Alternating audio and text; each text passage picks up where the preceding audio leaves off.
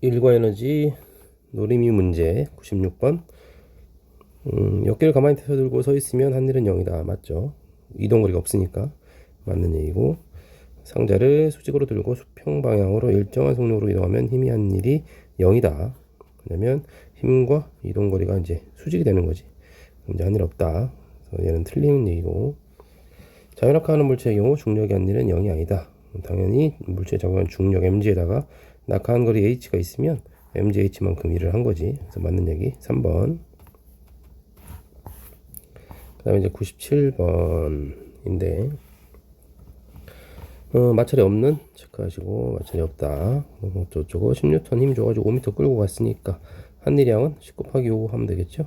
그래서 이제 50줄 하면 되고, 수직 항력이 한일, 수직 항력은 이렇게 작용하는 힘이니까 이동 거리량 수직. 그래서 한일은 없다. 맞는 얘기. 운동 에너지 변화량, 운동 에너지 변화량은 알짜임이 한일, 알짜임이 한일이 운동 에너지의 변화를 가져온다. 근데 지금 알짜임이 한일이 50이니까 운동 에너지도 50만큼 변했겠지. 그래서 처음에 정지했던 애를 땡긴 거니까 변화량이 50줄, 나중 에너지도 50이 됐겠지. 뭐 정지란 말은 없네요. 하여튼 운동 에너지 변화량이 50이다. 그래서 5번. 98번에 5kg 물체를 일정한 속력으로, 그러면 물체에 작용하는 중력이 이제 50N이 있었을 텐데 땡기고 있는 힘도 50N이었다. 이런 얘기지. 옳은 거 골라라. 50N 힘을 줘가지고 2m 끌어올렸으니까 100줄. 기억 맞고, 그 다음에 중력 포텐셜 에너지 증가량, 그럼 mgh 하면 되겠지.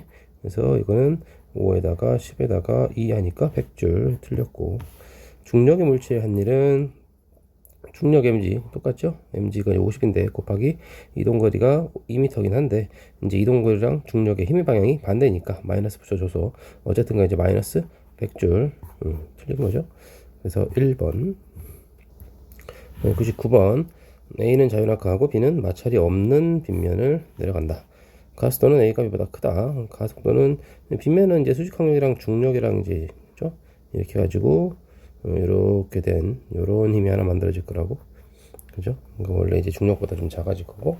그래서 가속도는 이제 원래 중력만 작용하는 자유낙하가 더 클 거니까 기억은 맞고, 기준선 P를 지날 때 속력은 여기서의 포텐셜 에너지는 똑같은 상태에서 포텐셜 에너지는 무조건 수직 높이를 따진다 그랬잖아.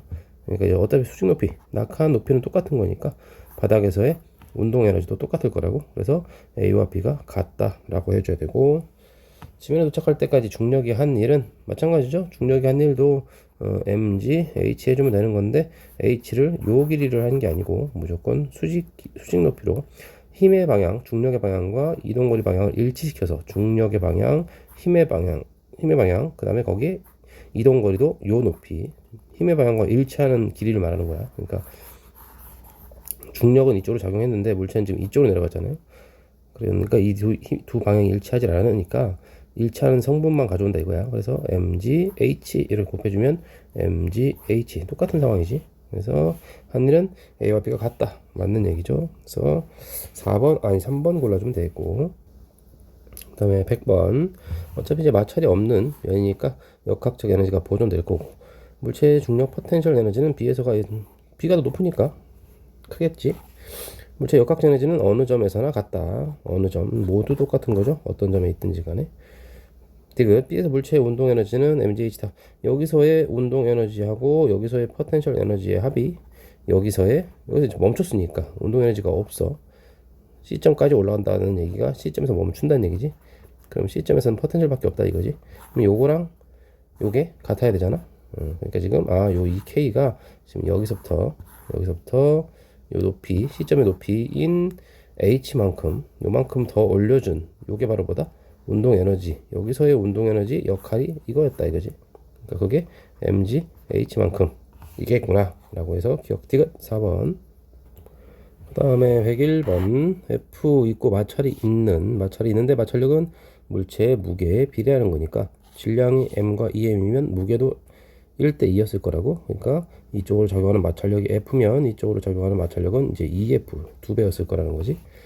기억 같은 경우에 수업 시간에도 얘기했는데, 어쨌든 F가 한 일은 그러면 다른 거 신경 쓰지 말고 그냥 F 곱하기 이동거리 L 그냥 해주면 된다. 그래서 둘은 같다.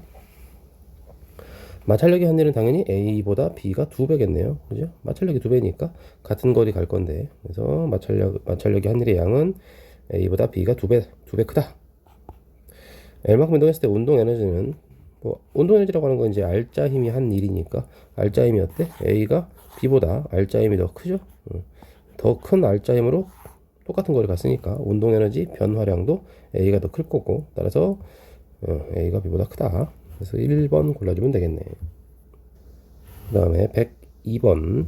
5N으로 당겼는데 일정한 속력으로 간대요. 그럼 마찰력이 5였으니까, 마찰력이 5N 있으니까 R자임이 0 되면서 가속도가 0, 일정한 속력 이렇게 되겠지.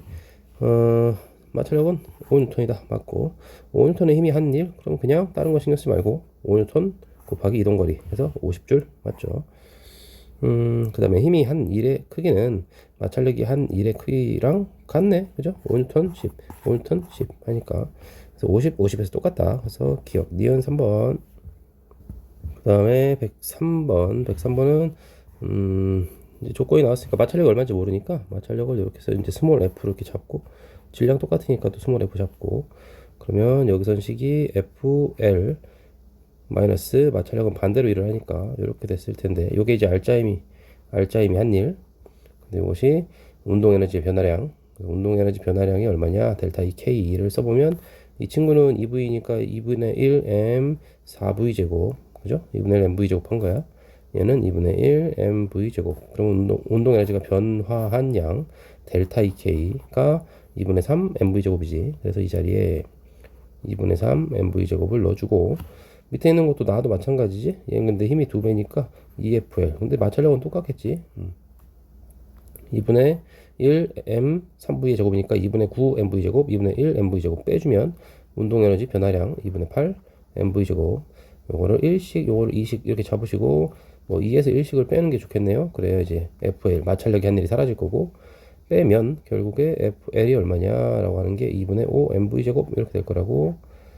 그러면 지금 여기다가 2분의 5 MV제곱을 넣으면, 마찰력이 한 일은 2분의 2 MV제곱이니까, 이게 맞는 설명이죠. 가속도의 크기라고 하는 거는 이제, 가에서는 F-F가 가속도의 크기에 비례하는 걸 것이고, 나에서는, 이게 R자임이니까, 나에서는 EF-F, 요게 이제 R자임이잖아. 근데 요 R자임이 2배가 돼야, R자임이 2배가 돼야 가속도도 2배가 되는 거지. 그런데 이건, 이 친구의 2배는 아니잖아요. 그래서 기억은 틀렸고, 나에서 EF가 물체의 한 일, FL이 한 일인데 힘이 한 일, 2분의 5 MV제곱. 근데 이걸 2로 하면 2분의 10이 되겠네. 2분의 10. 그래서 5 MV제곱 맞다. 니은 5번. 그 다음에 104번. 104번은 F를 작용하기 전에 물체의 속력은, 여기 운동량이 32 나와 있으니까 2분의 1 MV제곱 하는 게 32줄이라는 얘기잖아. 질량에다가 4 넣어주시면 V제곱이 16 나와야 되죠. 그래서 V는 4다. 맞고, 니은 0에서 10m 지점까지 이동하는 동안 물체 운동 에너지 변화량 여기 나와 있는 거네. 32에서 72 됐네요. 40줄. 그 다음에 10m 지점을 지나는 순간 물체의 가속도라고 그랬죠. 가속도를 알려면 F는 ma 해가지고 R자 힘 F를 알아야 알 수 있겠지. 결국에 작용하는 힘이 얼마인지를 알아야 된다는 얘기야. 그런데 어차피 이제 일정한 힘을 작용시키는 거니까, 그 힘이 한 일이 있을 거야. 그 힘이 한 일 F 곱하기 이동거리 10m 곱하기 10 해주면 이제 R자 힘이 한 일이지. 그러면 운동 에너지 변화가 됐을 거고, 운동 에너지 변화가 72-32 해서 40이다 이 얘기지. 결국에 F가 얼마냐? 4N이었다 이거야. 그럼 여기 F는 MA에다가 F 자리에 4 넣어주시고, 질량 자리에 4 넣어주면 가속도가 1이구나 해서 5번. 그 다음에 105번. 중력이 작용했을 거지. 중력은 이제 20N 작용했을 텐데, 질량에다가 중력 가속 곱한 거 이거. 근데 손이 얼마로 당겼길래, 그죠? 가속도가 4냐? 그러면 F는 MA 그대로 넣어주면 되겠지. 가속도가 4고 질량이 2짜리니까 곱하면 R자임이 8이었구나. 그러면 중력 반대 방향으로 힘이 12N이었겠구나 라고 생각할 수 있으니까 틀렸고, 중력의 물체 한 일은 다른 거 신경 쓰지 말고 중력 곱하기 이동거리 하면 20 곱하기 5 해서 100줄 맞지. 물체 운동에너지 증가량이라고 하는 건 델타 EK, 그것은 뭐 R자임이 한 일이 운동에너지 변화량. 앞에 있는 문제들부터 계속 나왔던 얘기인데, 아무튼 그런데 이제 운동 에너지 증가량이니까 이거 변화량 요거 묻는 거죠. 그러면 알짜임이 한 일만 구하면 되겠네. 알짜임이 한 일은 얼마? 알짜임이 요거 20에서 12 빼주니까 8뉴턴 곱하기 이동거리 얼마냐면 5m. 그래서 40줄이다. 그래서 니은만 정답. 그 다음에 106번 가로축이 그래프 가로축이 높이야. 시간이 아니고 높이다. 그러니까 지금 여기서 시작을 한 거고 여기가 끝난 거죠. 바닥에 도착한 거. 아무튼 1m 지점에서 물체의 중력 포텐셜 에너지, 바닥에서의 운동 에너지가 가장 높은데 여기서의 운동 에너지가 가장 높은 곳에서의 중력 포텐셜이었겠지. 이건 40으로 바꿔주시고, 물체 질량은 꼭대기점에서 포텐셜 중력 포텐셜이 40이 나온 거니까 질량이 얼마인지는 잘 모르겠다 치고 중력하수 10 넣어주시고 높이 1 넣어주면 m이 4kg이구나 해서 니은은 맞고, 0.5m 지점은 뭐 어때? 높이가 딱 중간 지점이죠. 딱 중간 지점이면 중력 포텐셜이 반으로 줄었을 거고, 반으로 줄어버리는 그 중력 포텐셜은 얘의 운동 에너지로 전환됐을 거란 말이지. 그래서 같다. 107번입니다. 물체의 중력 포텐셜 에너지 감소량이 뭐겠어? 운동 에너지 증가량이겠지. 운동 에너지는 2분의 1 질량 5짜리라고 했고 mv제곱 바닥에 도착했을 때 이렇게 해주시면 250이네. 맞고, 알짜임이 한 일, 그게 뭐겠어? 알짜임이 한 일이 운동 에너지 변화량인데 그게 방금 250이라고. 그래서 틀렸고, 중력이 한 일, 중력 때문에 내려와가지고 운동 에너지가 증가했다라고 생각해도 되고, 중력 포텐셜을 가지고 있다가 중력이 일을 하면서 그 에너지가 모두 사라지면서 쭉 떨어져가지고 바닥에 도착한. 따라서 똑같은 얘기야. 운동 에너지가 얼마큼 증가했냐라고 묻는 말과 똑같은 말이니까 1번 잡아주면 되겠네. 그 다음에 108번입니다. 질량 모르니까 요거 MA, 요거 MB로 이렇게 잡으시고, 여기에 적용하는 중력, MBG 요것 때문에 물체가 두 개가 같이 움직이는 거잖아. 그래서 전체 운동 방정식 세워주시면 MBG는 MA 플러스 같이 움직이니까 MB, 그 다음에 가스도가 3분의 2G라고 했지 문제에서. 그래서 이거 그대로 정리만 해주시면 잡아주시고, 그래서 2분의 3 해서 넘겨주면 2분의 1 MB가 2분의 3 넘겼으니까 MA 이렇게 나온 거죠. 그래서 뭐야 1대 2가 되겠네. MA랑 MB가. 그래서 질량은 B가 A의 2배다. 맞죠. A는 이제 높이 변화 없이 빨라지기만 하니까, 등가스도 점점 빨라지니까 운동 에너지가 증가해. 따라서 감소한 거 없이 운동 에너지만 증가하니까 역학적 에너지가 결국 증가한 거지. A의 운동 에너지 증가량, B의 중력 감소량, 전체 감소량이 있으면 전체 총 증가량이 있을 거라고. 둘이 같으면 역학적 에너지가 보존되는 거다. 근데 감소량이라고 하는 건 뭐밖에 없어? B의 내려가니까 B의 중력 포텐셜 에너지 감소량이 A도 빨라지지만 B도 빨라지지. 그래서 증가량은 뭐가 있다? A와 B의 운동 에너지 둘 다. 그러니까 B의 중력 포텐셜 에너지 감소량이 A와 B의 운동 에너지 증가량을 둘 다 먹여 살려야 된다. 이런 개념. 따라서 B의 중력 포텐셜 에너지 감소량은 A와 B의 운동 에너지 증가량과 같다. 이렇게 바꿔야 되겠네. 그래서 기억 디귿. 9번은 그냥 그래프에 나와 있는 대로 그대로 해석만 해주면 되는 거야.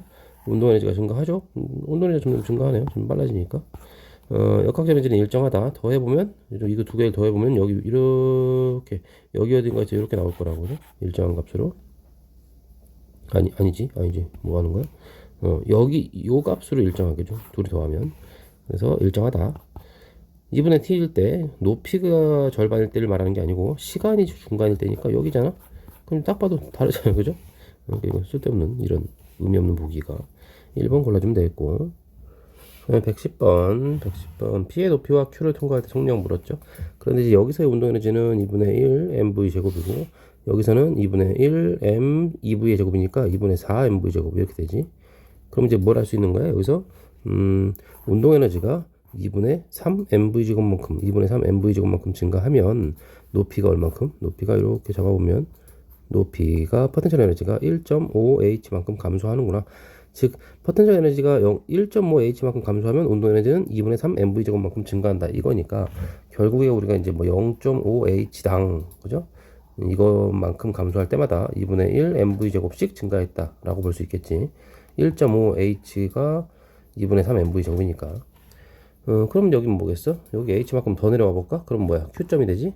그러면 h는 지금 0.5h 2배니까 2분의 1 mv 제곱의 2배만큼 더 증가됐을 거라고. 따라서 여기 2분의 4 mv 제곱에다가 2분의 2mv제곱만큼 더해주면 결국에 2분의 6mv제곱이 됐을 것이고, 그게 뭐야? 바닥에서의 운동에너지. 그러면 2분의 6mv제곱이라는 건 2분의 1m 루트 6v의 제곱, 이렇게 잡아주면 속력이 루트 6v구나 라고 알 수 있는 거죠. 그 다음에 여기는 뭐 2분의 1 mv제곱만큼을 다시 포텐셜 에너지로 환산시키면 이 높이는 당연히 어떻게 돼? 0.5 h만큼 증가해야 될 거니까 여기 써 있죠. 그래서 3h에서 출발했다. 2번. 111번.